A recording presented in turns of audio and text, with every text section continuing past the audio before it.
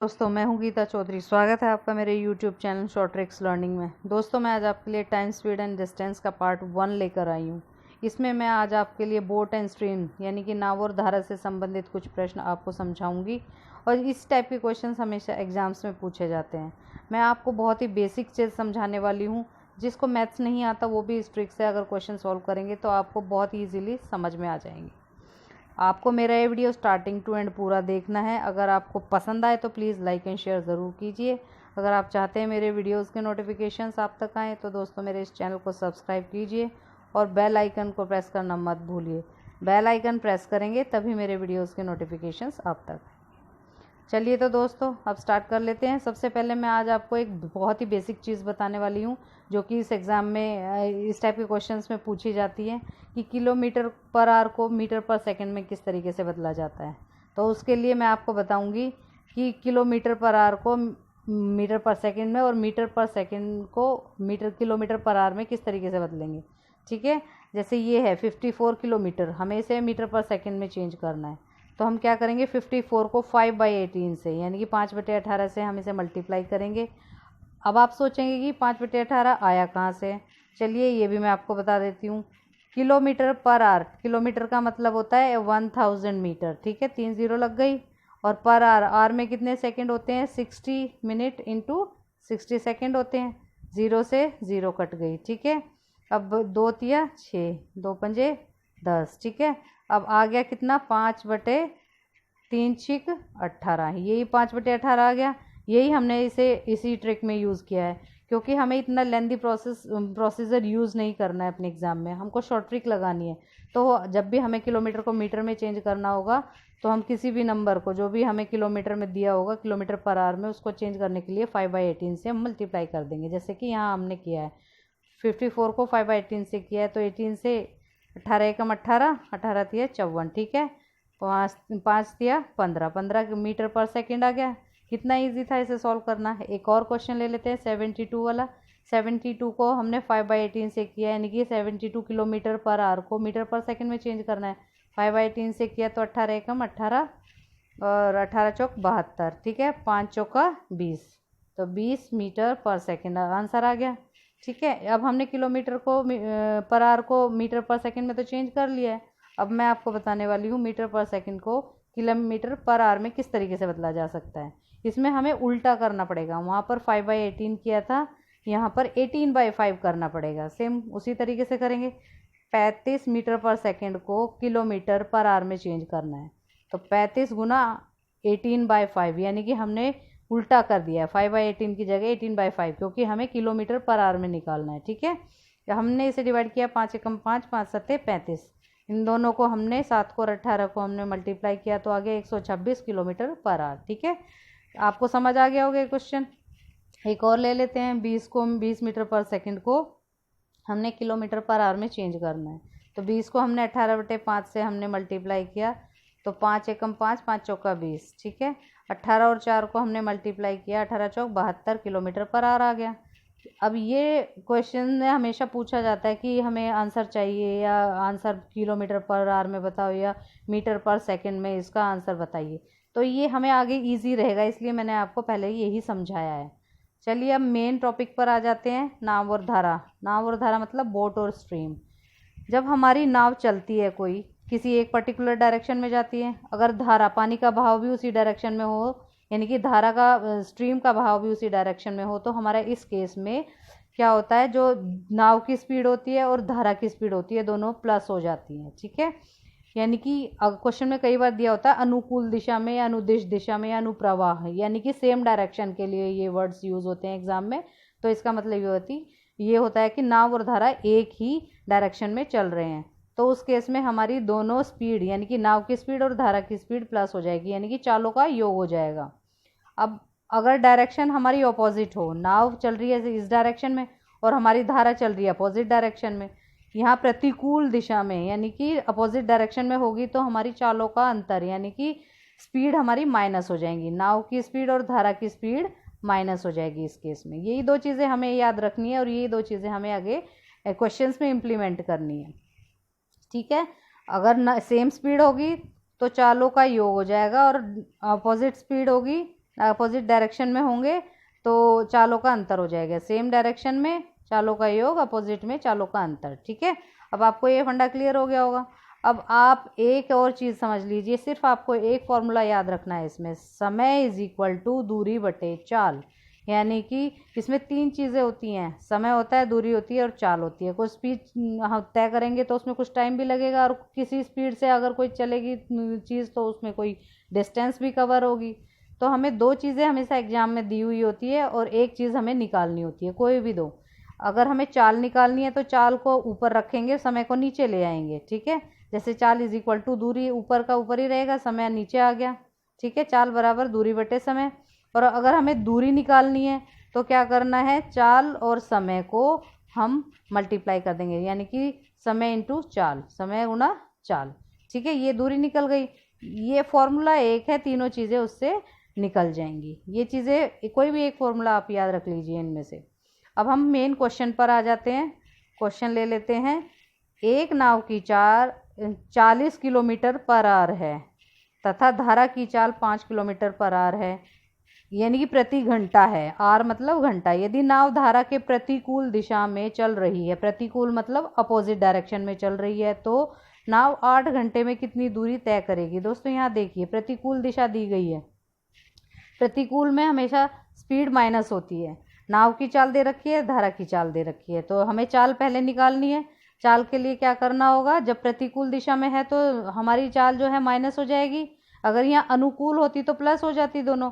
तो यहाँ पे नाव की चाल में से हमने धारा की चाल को माइनस कर दिया, तो आ गया 35 किलोमीटर पर आवर। ठीक है, और हमें निकालनी है कितनी दूरी तय करेगा। 8 घंटे में समय दिया हुआ है, चाल दी हुई है, तो हमें निकालनी है दूरी। तो दूरी के लिए होगा चाल गुना समय, यानी कि चाल हमारी 35 निकल गई थी। ठीक है, 35 हमारी चाल थी, वो रख लिया। और 8 घंटे में कितनी की है, 8 हमने यहाँ से रख लिया, तो मल्टीप्लाई करेंगे तो 280 किलोमीटर आ गया। यही हमें निकालना था दोस्तों। कितना इजी क्वेश्चन था, बस एक फॉर्मूला रखना है और उसी के ऊपर बेस्ड सारे क्वेश्चन चलेंगे। अब हम नेक्स्ट क्वेश्चन कर लेते हैं। एक नाव की चाल, यहाँ पे चाल दी गई है नाव की 26 किलोमीटर पर आवर है तथा धारा की चाल 4 किलोमीटर पर आवर है, तो नाव को धारा के अनुकूल दिशा में 150 किलोमीटर की दूरी तय करने में कितना समय लगेगा। यानी कि इसमें टाइम निकालना है। दूरी दी गई है और दोनों की चाल दी गई है। ठीक है, अनुकूल दिशा में यहाँ पर चाल प्लस हो जाएगी, यानी कि नाव की चाल और धारा की चाल दोनों प्लस हो जाएंगी क्योंकि अनुकूल दिशा में है। तो 26 और 4 को प्लस किया तो आ गया 30 किलोमीटर पर आवर। ठीक है, हमारी दूरी दे रखी है 150 किलोमीटर, तो एक दूरी की जगह हमने 150 रख दिया और चाल हमारी यहाँ से 30 निकल आई है, तो हमने इसको डिवाइड किया तो 5 आवर आ गया, यानी कि 5 घंटे में 150 किलोमीटर की दूरी तय कर लेगा। यही हमें निकालना था दोस्तों। कितने इजी क्वेश्चन थे, आपको एग्जाम में इस टाइप के क्वेश्चन बिल्कुल भी मिस नहीं करने हैं। ये बहुत इजी टाइप के क्वेश्चन होते हैं, आप इन्हें सॉल्व कर सकते हैं बहुत ही कम टाइम में। नेक्स्ट क्वेश्चन है, एक नाव धारा की अनुकूल दिशा में 96 किलोमीटर की दूरी 4 घंटे में तय करता है। यानी कि हमें दूरी दे रखी है और टाइम दे रखा है, तो नाव की चाल ज्ञात करनी है। इसमें जब दूरी और टाइम दे रखा है तो चाल बच गई, तो चाल निकाल लेंगे, दूरी बटे समय। ठीक है, speed is equal to distance upon time.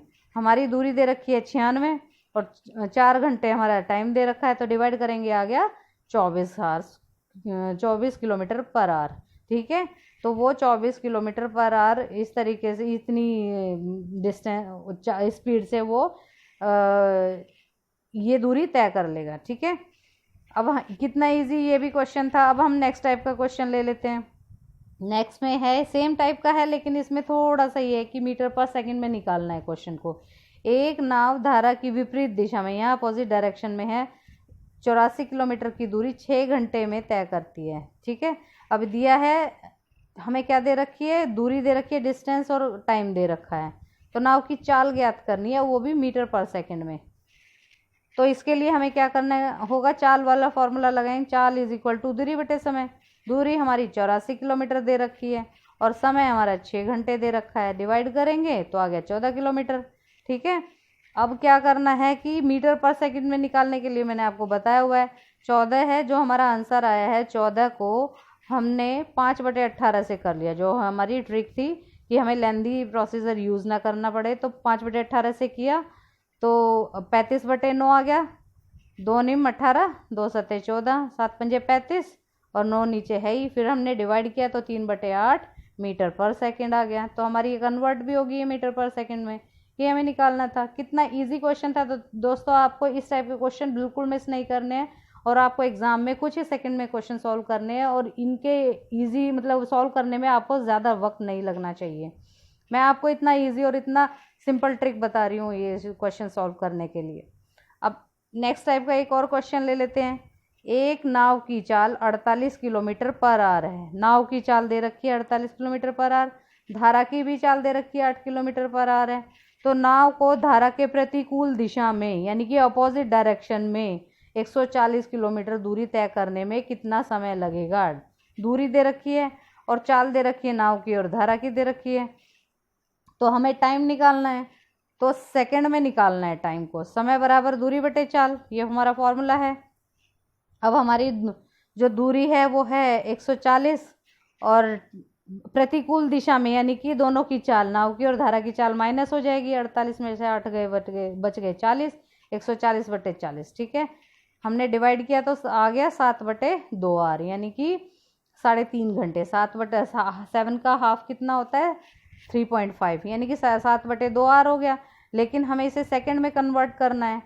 इसको सेकंड में करने के लिए 7/2 आर, आर मतलब घंटे, 1 घंटे में 60 मिनट होते हैं, 60 सेकंड होते हैं। ठीक है, अब हमने इसे डिवाइड किया 2 तिया 6, 0 की 0। अब इन तीनों को 7 को 30 को और 60 को हमने मल्टीप्लाई किया तो आ गया 12,600 सेकेंड। ठीक है, यही हमें निकालना था।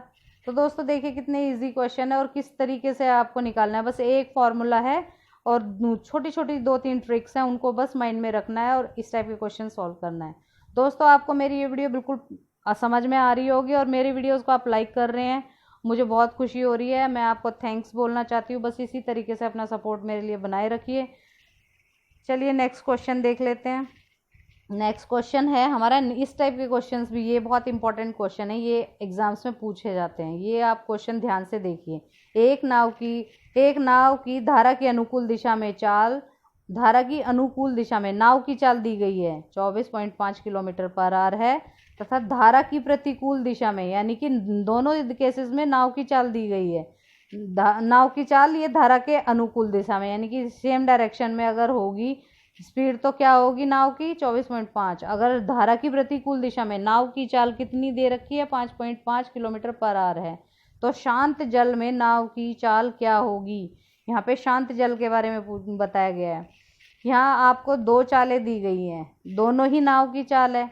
एक किसकी डायरेक्शन में है, धारा की सेम डायरेक्शन में यानी कि अनुकूल डायरेक्शन में, एक धारा की प्रतिकूल यानी कि अपोजिट डायरेक्शन में। तो शांत जल में यानी स्टिल वाटर होगा जहाँ बिल्कुल कोई मूवमेंट नहीं होगी पानी में, धारा में। तो उस केस में नाव की चाल कैसे निकालेंगे, जो दोनों चालें दे रखी है यानी कि नाव की दोनों चालें यानी कि अनुकूल दिशा वाली और प्रतिकूल दिशा वाली दोनों चालों को हम प्लस कर लेंगे और 2 से डिवाइड कर देंगे, तब निकल जाएगी हमारी नाव की चाल। लेकिन अगर हमें धारा की चाल निकालनी है उसके लिए क्या करना है, धारा की चाल निकालने के लिए जो दोनों की जो स्पीड है नाव की अनुकूल दिशा में और नाव की प्रतिकूल दिशा में जो स्पीड है उसको हम माइनस कर देंगे। यानी कि जो अनुकूल दिशा में से हम प्रतिकूल दिशा की वो स्पीड को माइनस कर देंगे और 2 से उसको डिवाइड कर देंगे। तो हमारी क्या आ जाएगी, नाव की शांत जल में धारा की चाल निकल आएगी। यहाँ पे 2 चालें हैं, एक तो नाव की चाल निकालनी है, दूसरी हमें धारा की चाल निकालनी है। नाव की चाल अगर निकालेंगे तो दोनों को ये ध्यान रखने के लायक बात है कि दोनों की स्पीड को प्लस करेंगे, 2 से डिवाइड करेंगे, और धारा की चाल निकालनी होगी तो दोनों की स्पीड को माइनस करेंगे और 2 से डिवाइड कर देंगे। ठीक है, अब हमारे क्वेश्चन में पूछा है शांत जल में नाव की चाल निकालनी है। यहाँ पर तो हमारी क्या दे रखी है, दोनों की दूरी जो चाल है वो प्लस हो जाएंगी, प्रतिकूल दिशा वाली और अनुकूल दिशा वाली दोनों चालें हमारी प्लस कर देंगे और 2 से डिवाइड कर देंगे। तो नाव की दोनों चालें हमने प्लस कर दी और 2 से डिवाइड कर दिया, आ गया 30। दोनों को प्लस किया तो आ गया 30 और डिवाइड किया 2 से तो आ गया 15 किलोमीटर पर आवर। यही तो हमें निकालना था कि शांत जल में नाव की चाल क्या थी। शांत जल में नाव की चाल होगी 15 किलोमीटर पर आवर। ठीक है, कि ये इस टाइप के क्वेश्चन एग्जाम्स में ज़रूर पूछे जाते हैं। अब आप देखिए हमारा ये इस वीडियो का लास्ट क्वेश्चन है और बहुत ही इंपॉर्टेंट क्वेश्चन है, ध्यान दीजिएगा। एक नाव धारा की अनुकूल दिशा में 48 किलोमीटर की दूरी, यानी कि इसमें 48 किलोमीटर डिस्टेंस दे रखी है, दूरी दे रखी है, 4 घंटे में तय करती है। यानी कि नाव की दूरी दे रखी है अनुकूल दिशा में, धारा की अनुकूल दिशा में। तो इसमें दो दूरियां दो केसेस दे रखे हैं, तथा उतनी ही दूरी प्रतिकूल दिशा में, यानी कि सेम डिस्टेंस है, डिस्टेंस यही रहेगी लेकिन अपोजिट डायरेक्शन में 8 घंटे में यही दूरी तय करता है नाव। तो शांत जल में नाव की चाल तथा धारा की चाल दोनों बतानी है इसमें। तो दोस्तों इसमें हमें क्या दे रखी है, दूरी दे रखी है और समय दे रखा है, तो हमें चाल निकालनी होगी। चाल एक बार तो हमें अनुकूल यानी कि सेम डायरेक्शन में निकालनी है, एक प्रतिकूल यानी कि अपोजिट डायरेक्शन में चाल निकालनी है। दोनों चालें निकल जाएंगी तो हमारी नाव की चाल और धारा की चाल इजीली निकल जाएगी। तो इसमें क्या करना है, तो चाल हमारी कौन सी, अनुकूल दिशा में यानी कि सेम डायरेक्शन में। तो हमारी दूरी दे रखी है 48 और 4 घंटे में तय करते हैं।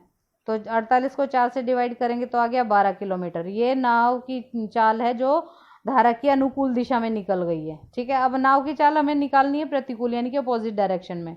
डिस्टेंस उतनी ही है, मतलब 48 ही है, और 8 किलोमीटर 8 घंटे की स्पीड से वो 8 घंटे में तय करते हैं ये 48 किलोमीटर की दूरी। तो हमने 48 को 8 से डिवाइड किया तो आ गया 6 किलोमीटर पर आवर। ठीक है, ये दो चालें हमारी निकल गई, एक बार अनुकूल दिशा की और एक बार प्रतिकूल दिशा की। अब हमें नाव की चाल निकालनी होगी तो दोनों की स्पीड को प्लस कर देंगे। नाव की अनुकूल दिशा में जो चाल है और नाव की प्रतिकूल दिशा में चाल है, दोनों की स्पीड को प्लस करके 2 से डिवाइड कर देंगे। तो 12 और 6 को हमने यहाँ प्लस कर दिया है और 2 से डिवाइड कर दिया है। तो 12 और 6 18/2 यानी कि 9 किलोमीटर पर आवर निकल आई है। ये हमारी नाव की चाल है। अब हमारी आएगी धारा की चाल। धारा की चाल के लिए करना क्या है, दोनों की स्पीड को माइनस करेंगे। 12 में से 6 को माइनस कर दिया है, ठीक है, और 2 से डिवाइड कर दिया। 12 में से 6 गए तो बच गए 6, 2 से डिवाइड किया तो आ गया 3 किलोमीटर पर आवर। दोनों चालें हमारी निकल गई है जो कि हमारे क्वेश्चन में पूछा गया था। दोस्तों इस टाइप के क्वेश्चन, कोई भी नावधारा का क्वेश्चन हो, अगर आप मेरी बताई हुई ट्रिक से कोई भी क्वेश्चन सॉल्व करेंगे तो आप कभी भी कोई भी क्वेश्चन मिस नहीं कर पाएंगे और सारे क्वेश्चन आप इजीली सॉल्व कर सकते हैं। दोस्तों मैं आज आपके लिए पार्ट 1 लेकर आई थी नावधारा का, और नेक्स्ट पार्ट मेरा इसका सेकंड पार्ट होगा स्पीड एंड टाइम वाला। तो इसमें आपको मेरा सेकंड पार्ट जो होगा वो रेलगाड़ी से संबंधित प्रश्न मैं उसमें लूँगी। आपको बस मेरा ये वीडियो देखते रहना है और मेरे इस वीडियो को प्लीज़ लाइक कर दीजिए। और मैं आपको थैंक्स बोलना चाहूँगी कि इसी तरीके से अपना सपोर्ट बनाए रखिए। Thank you, have a nice day.